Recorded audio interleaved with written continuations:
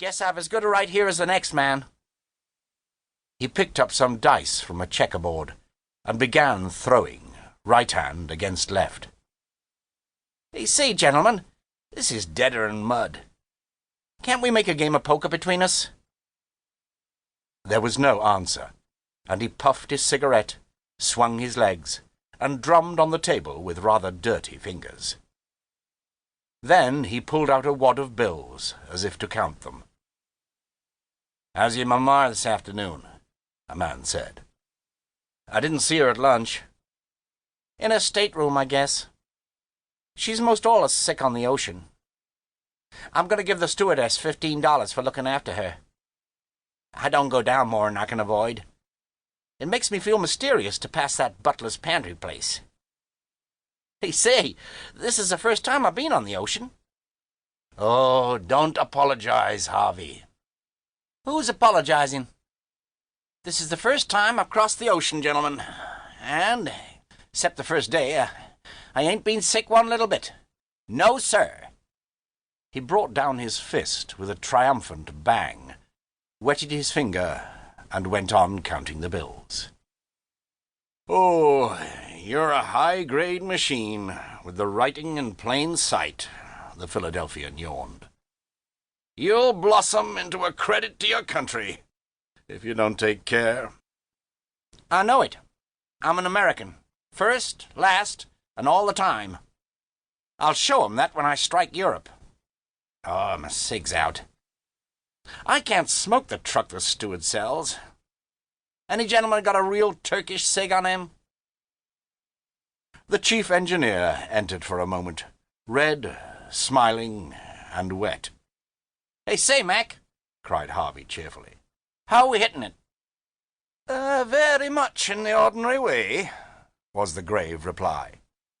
"The young are as polite as ever to the elders, and the elders are e'en trying to appreciate it." A low chuckle came from a corner. The German opened his cigar case and handed a skinny black cigar to Harvey. "That is the proper apparatus to smoke, my young friend. You'll try it, eh? Yeah? Then you'll be ever so happy, eh?" Harvey lit the unlovely thing with a flourish. He felt that he was getting on in grown-up society. "It'd take more'n this to keel me over," he said, ignorant that he was lighting that terrible article, a wheeling stogie. "That we shall presently see," said the German. "Where are we now, Mr. MacDonald?" "Oh, just there, or thereabouts, Mr. Schaefer. We'll be on the Grand Bank tonight, but in a general way of speaking, we're all among the fishing fleet now. We've shaved 3 dories, and near scalped the boom off a Frenchman since noon, and that's close sailing, you may say." "You like my cigar, eh?" the German asked, for Harvey's eyes were full of tears. "Fine! Full flavour," he answered through shut teeth.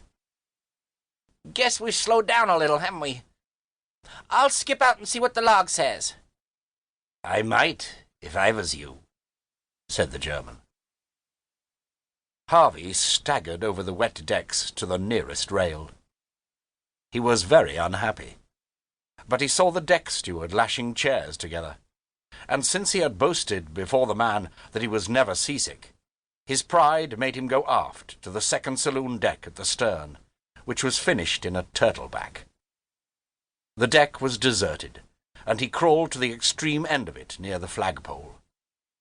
There he doubled up in limp agony, for the wheeling stogie joined with the surge and jar of the screw to sieve out his soul.